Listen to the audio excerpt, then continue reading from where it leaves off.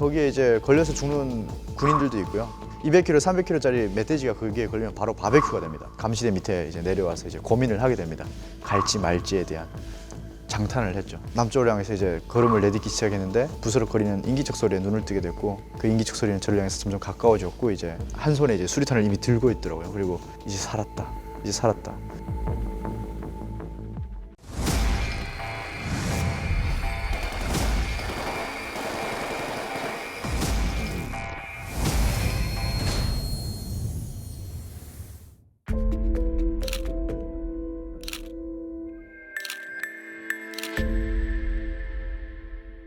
사실 제가 탈주를 계획한 건 이제 어린 마음에 이제 호기심에 저는 전단지를 좀 주워봤었어요. 근데 전단지를 주워봤는데 전방이다 보니까 전단지가 정말 많이 날아와 있어요. 근데 그 전단지에는 정말 다양한 정말 각양각색의 내용들이 있는데 뭐 김정은을 욕하는 내용도 있어요. 근데 그걸 봤을 때 처음에는 되게 어떤 생각이 들었냐면요. 아, 이래서 전단지를 보지 말라고 교육을 하는구나라는 생각이 들었어요. 왜냐면 그게 북한에서 또 반공화국 뭐 압살 책동이다, 모략 책동이다 뭐 해가지고 그런 세뇌를 시킨단 말이죠. 근데 거기 딱 봤는데 김정은 욕하는 내용도 있었고 북한군과 우리 국군의 전투력을 비교하는 내용도 있었고 되게 다양한 내용들이 있었는데 그런 건 별로 눈에 안 들어오더라고요. 근데 딱 그 제 눈에 들어오고 정말 이제 감동이 됐던 문구가 그렇게 길지가 않았습니다. 조선민군 민경군이여 당신들이 바라보고 있는 우리 대한민국은 전력 자원이 풍부하여 수림이 무성하며 경제적으로 세계 10위 안에 손꼽히는 경제 강국이다 라는 그런 문구였어요. 사실 한국이 잘 살고 있다는 건 전방부대 군인들이 다 알고 있습니다. 전방부대 군인들뿐만 아니라 북한에 이제 웬만큼 이제 좀 깨어있는 사람들은 다 알거든요. 딱 이게 매치가 되는 게 있는 거예요. 왜냐면 전방에 보여지는 그 불빛과 수림이 무성한 게 경제력으로부터 나오는 거다. 우리가 왜 이렇게 쓸데없는 전기를 그 매일 밤 딱 그 시간에 이제 켜진다. 이건 정말 이제 이제 불 켜질 시간 되는데 이러면 타타타닥 다 켜져요.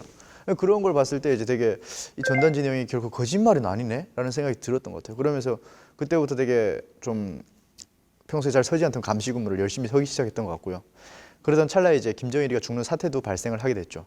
왜냐면 김정일은 사실 뭐 북한에서는 거의 뭐 신이라고 하는 그런 사람이 죽게 되다 보니까 처음에는 잘 안 믿겨졌습니다. 처음엔 잘 안 믿겨졌었고 그리고 뭔가 그 마음속에 어떤 그 기둥이 딱 무너져 내리는 그런 느낌도 있었고요.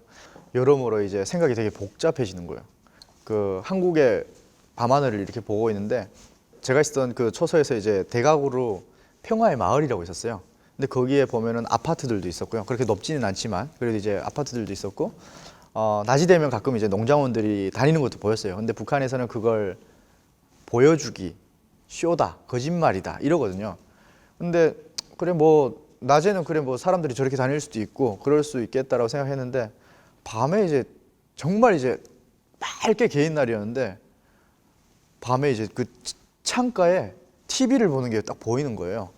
근데 그게 막 그렇게 선명하게 보이는 게 아니고요. 정말 희미하게 보입니다. 근데 창가에 화면이 탁탁 바뀌는 게 보여요.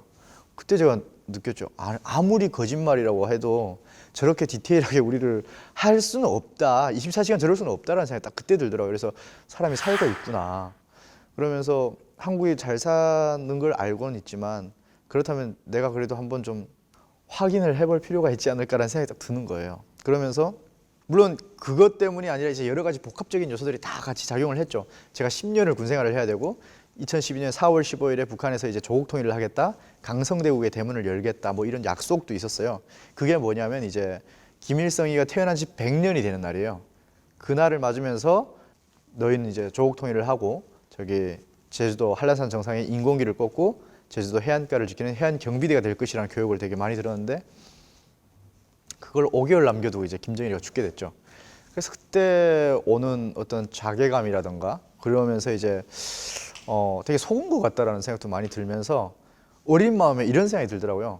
김정일이가 정말 조국 통일을 할 힘이 없으니까 능력이 안 되니까 남은 여생을 편하게 보내면서 김정은한테 정권을 물려주고 남은 여생을 그냥 편하게 보내려고 하는 거 아닌가라는 생각이 드는 거예요. 근데 4월 15일 됐는데 아무런 변화도 없었고요. 김정은이가 이제 공식 석상에서 하는 말이 조국 통일이 안 됐다, 뭐 결론적으로 그런 얘기를 하는 거예요. 그러면서 이제 조국 통일 혁명위협의 계승 완성을 위하여 더 힘차게 싸워 나갈 때 대하여라는 이제 희망적인 메시지를 던지면서 저는 그때 이제 북한이 하는 말이 다 거짓말이구나라는 걸 그때 좀 한번 굳혔던 것 같습니다.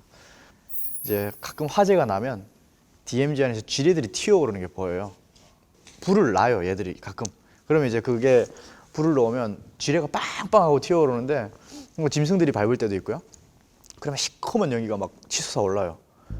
근무 설 때도 보이고, 근무 설 때는 너무 이제 선명하게 보이고, 저희가 산 하나 넘어가서 이제 일가 집행하고 있다가도 이제 빵빵하고 들리면 아, 지뢰 터졌나 보다. 그 정도로 이제 지뢰가 많이 있다 보니까 사실상 그 넘어간다라는 그 2km는 정말 공포의 지역이죠. 앞으로 10년을 이제 해야 되는데 막막함이 이제 생기더라고요. 10년 동안 나의 청춘을 여기서 썩히기에는 너무 아깝다 이런 생각이 들었고요. 그리고 그 해 겨울에 갑자기 제가 분대장이 오른팔이 되다 보니까 분대장이 저한테 이제 새로운 전투 명령을 하다라는데 그게 뭐였냐면 도둑질이었어요.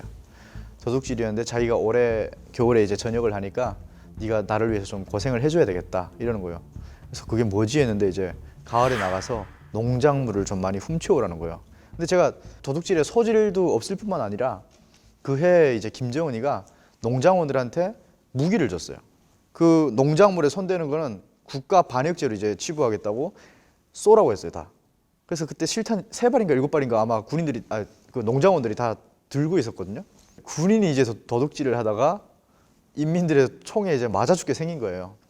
그래서 제가 그때 결심을 했죠. 그래, 이래 주구나 저래 주구나 한번 도전은 해보자 라는 생각을 하게 됐고 탈주 경로를 머릿속으로 그리기 시작했습니다. 그래서 어떻게 하면 갈 수 있을까? 제가 어릴 적 축구 선수여서 좀 그 달리기가 빨라요. 그래서 냅다 뛰어가면 이제 한 10분 안에 2km를 끊지 않을까? 뭐 이런 생각이 있었어요. 근데 딱 어느 날 기회가 온 거죠. 2012년에 이제 여름에 태풍이 불면서 카눈이 불면서 이제 그 철책을 다 파괴를 시켜버린 거예요. 근데 사실 북한은 전기가 없다고 하지만 전선 전 지역에 2200볼트의 고압 전기 철조망을 설치를 해놨어요. 그리고 220볼트의 철조망이 있고요. 그다음에 가시 철조망이 이렇게 앞에 있는데 이게 이 세 겹을 다 뚫어야 이제 그리고 나서 지뢰가 많은 그 DMZ로 들어올 수가 있는 거예요. 5m에서 한 7m 정도 되는 넓이라고 보면 되는데 그 안에 이제 제일 앞에 220볼트가 있고요. 220볼트는 우리 가정용 전기예요. 가정용도 사람이 걸리면 죽습니다. 이거 감전되면 죽거든요. 2200볼트의 전기 철책인데 그거는 이제 여러분 상상이 잘 안 가실 수 있는데 고압 전류가 흐르는 겁니다. 200kg, 300kg짜리 멧돼지가 거기에 걸리면 바로 바베큐가 됩니다. 그리고 제일 앞에 가시 철조망이 있는데 그건 전기가 안 흐릅니다. 그래서 그게 이제 한 2m, 3m 정도, 2, 3m 정도 간격으로 이렇게 있다 보니까 북한 군인들 그 앞에서 근무 서고 있는 군인들한테는 이제 엄청난 그런 장애물이죠. 공포의 장애물이라고 보면 되고 그러던 찰나에 이게 태풍으로 인해서 다 파괴가 된 거예요. 가장 두려운 게 2200볼트인 거죠. 220볼트는 뭐 그냥 땅을 파고 어떻게 하든 해볼 수 있을 것 같은데 2200은 그냥 손가락만 닿아도 이제 막 즉사를 하니까 그 세 개가 다 파괴가 되긴 했습니다. 세 개가 다 파괴되긴 했었고 그래서 그때 이제 경계근무를 서다가 저보다 2살 선임과 이제 감시대에 올라갔는데 이제 선임이 나 잘 테니까 너 근무 잘 서라 이래가지고 알겠습니다 하고 휴대하고 있던 AK 총이랑 이제 총탄 90발 그리고 수리탄 2발을 가지고 감시대 밑에 이제 내려와서 이제 고민을 하게 됩니다. 갈지 말지에 대한. 사실 그게 뭐 30분이 말이 길어 30분이지 저한테는 정말 길다면 정말 길었던 것 같고요. 짧다면 정말 짧은 정말 일생 일대의 어떤 결정을 내려야 되는 그런 중요한 순간이었던 것 같고 이제 30분 동안 내린 결론 끝에 제가 내린 결론이 3가지였어요. 가다가 잡히는 상황이 오면 그 자리에서 수류탄을 꺼내가지고 자폭을 한다. 그리고 뭐 뼈도 시체도 안 남겨서 부모님들한테 이제 피해가 덜 가게 한다. 그리고 두 번째는 누군가가 나한테 총질을 하면 나도 가차없이 맞총질을 해서 피값이라도 하고 죽는다. 뭐 그런 거였고 마지막으로 무조건 잘 살아서 무사히 도착을 한다. 이게 3가지 결론이었던 것 같아요. 그리고 나서 이제 철책으로 내려갔었고 그다음에 이제 다 파괴된 철책이긴 했지만 이제 왠지 전기가 막 흐르고 있는 것 같은 느낌이 들었어요. 그래서 그 철책을 이제 다 극복을 하고 DMZ로 들어와 가지고 이제 장탄을 했죠. 전투 준비를 하고 남쪽을 향해서 이제 걸음을 내딛기 시작했는데 감시대에서 내려봤던 DMZ랑 이제 차원이 다른 거예요. 왜냐면 수림이 무성하고 당연히 그럴 줄은 알았는데 갈대밭 안에 이제 어마어마한 이제 장애물들이 있는 거예요. 왜냐면 사람의 인적이 없다 보니까 가시 넝쿨이 너무 많은 거예요. 길 자체가 아예 없고. 그래서 그걸 이제 막 헤치는데 처음에는 냅다 뛰어가려고 했는데 이제 보니까 전투복을 이제 가시 넝쿨들이 잡기 시작하는 거예요.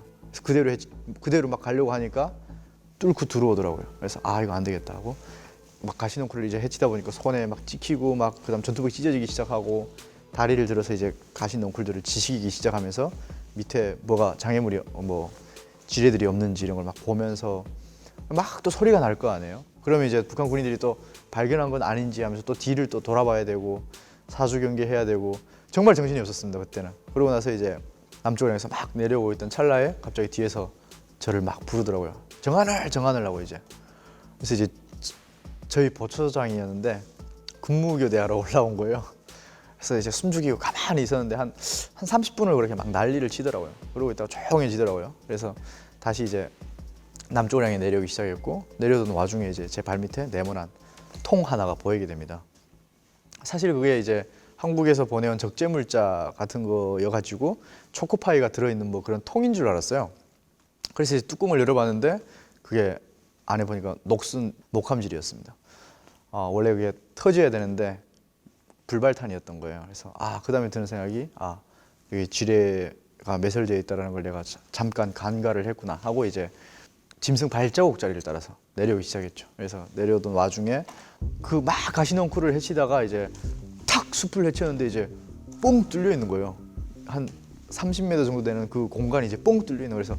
그래서 야 그래도 이제 조금이라도 내가 편하게 갈 수 있겠다고 첨부동 뛰어들었는데 이제 막 몸이 막 가라앉기 시작하고 그래서 옆에 보니까 이제 나무가 이제 그 줄기가 가지가 이렇게 내려온 게 있어서 그걸 잡고 이제 다시 기어 나오기도 했었고요. 그래서 옆에 또 물에다가 이제 막 몸을 다 씻기도 하고 그리고 나서 다시 남쪽을 향해서 내려오고 있을 때 이제 북한 군인들한테 이제 발각이 되죠.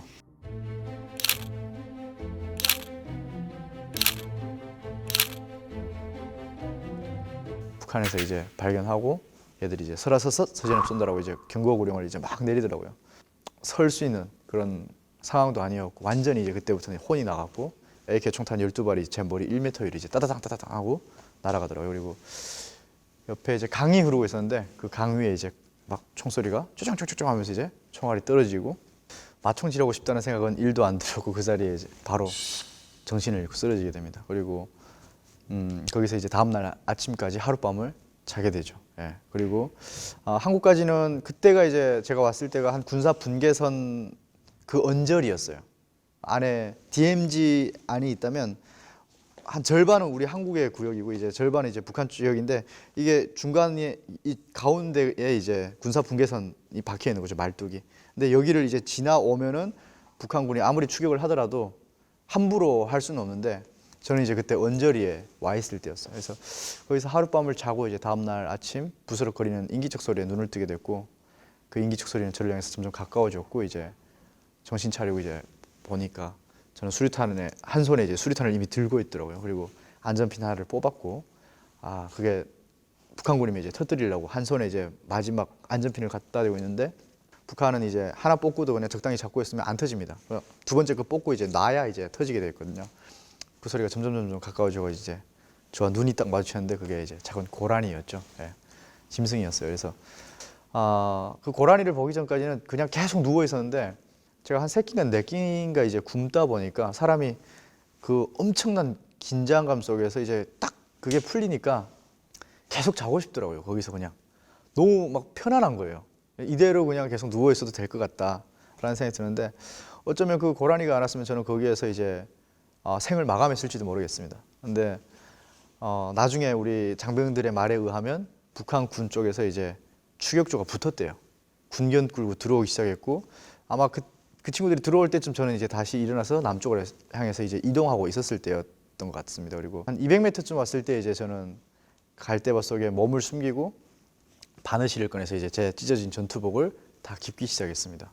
왜냐면 그래도 군인 대 군인으로 만나는 거고 해서 좀 깔끔하게 보이고 싶었고 최소한의 이제 예의는 좀 차리고 싶었습니다. 그래서 그걸 다 깁고 나서 여기에 흰 천이 있는데 목달개를 이제 다는 게 있습니다. 전투복 더러워지지 말라고.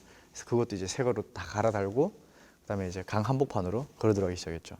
초소에서 난리가 났었고 이제 보면서 막 뭐라고 안내를 해주더라고요. 그래서 흰 비닐을 꺼내서 흔들기 시작했죠. 그랬더니 초소에서 계속 뭐라고 이제 소리를 쳐서 무장해제하라고 하는가 보다 하고 무기를 다 벗어서 이제 강물에 다 떨궜죠. 그랬더니 이제 왼쪽으로 나가서 기슭을 따라 내려와라 라는 그런 수신호를 해주더라고요. 그래서 정말 마지막 안간 힘을 모아가지고 헤엄을 쳐서 기술구로 나왔습니다. 그리고 다시 이제 내려오기 시작했고 우리 군인들과 이제 딱 조우를 하게 됐죠. 근데 되게 많은 분들이 나오셨고 한 분이 이러시더라고요. 기순하러 오셨습니까? 이러더라고요. 근데 이제 그 기순이란 말은 이제 북한 군인들한테는 굉장히 안 좋은 의미로 들립니다. 그래서 아무 말도 안 하고 가만히 있었어요. 그랬더니 옆에 있던 분이 이제 당신의 입국을 진심으로 환영합니다. 이러더라고요. 그때 이제 완전히 이제 마음에 그게 탁 풀려버리더라고요. 그래서 탁 주저앉았더니 이제 두 분이 와서 이제 부축해 주시면서 괜찮으십니까? 이러더라고요. 이렇습니다 하고 봤는데 전혀 이롭지가 않은 게 앞에서 군인들이 다 총구를 막 겨누고 있는 거라서 깜짝 놀라가지고 이거 뭐냐고 이랬더니 안심하십시오 이러더라고요. 그리고 그 장병들이 엄호해가지고 이제 통문 안으로 딱 들어왔는데 그때 이제 안도의 한숨이 딱 나오더라고요. 이제 살았다. 이제 살았다. 이제 1차 관문은 통과했고 2차 관문 이제 어떻게 고문 당하지? 뭐 이런 생각이 들더라고요. 왜냐면 보통 오면은 이제 막 고문 막 하고 막 그럴 것 같더라고요. 그래서 장병들 보니까 전투화를 다 신고 있는데 그게 다 군화인 거예요. 그러니까 북한 군에서는 한 7, 8년 정도 그리고 한 9년, 10년 정도 해도 이제 신을까 말까 하는 그런 신발을 다 싸제로 이제 사다가 신을 수 있는 그런 신발을 전부 다 신고 있더라고요. 그래서 보면서 뭐지? 되게 신기하기도 했었고 그리고 군인들의 몸 상태가 되게 다 좋기도 했었고 제가 그때 43kg다 보니까 많이 비교가 됐죠. 그래서 그리고 나서 이제 전화를 딱 하더라고요. 사단장님 신병무사 역보했습니다. 어떻게 합니까? 아무것도 먹이지 말고 물만 먹여서 빨리 나한테로 데리고 들어오라 이러더라고요. 그리고 나서 이제 저는 사단장님 계신 데 들어가서 뭐 국군 체육복으로 좀 갈아입고 뭐 처음 먹었던 게 이제 치킨 그 스프였던 것 같아요. 닭죽이었던 것 같아요. 그래서 그걸 먹고 조금 활력을 얻었던 것 같고요. 그리고 나서 이제 조사기관으로 들어가게 됩니다. 예. 여기까지가 이제 제 탈주 스토리죠. 예. 그렇습니다.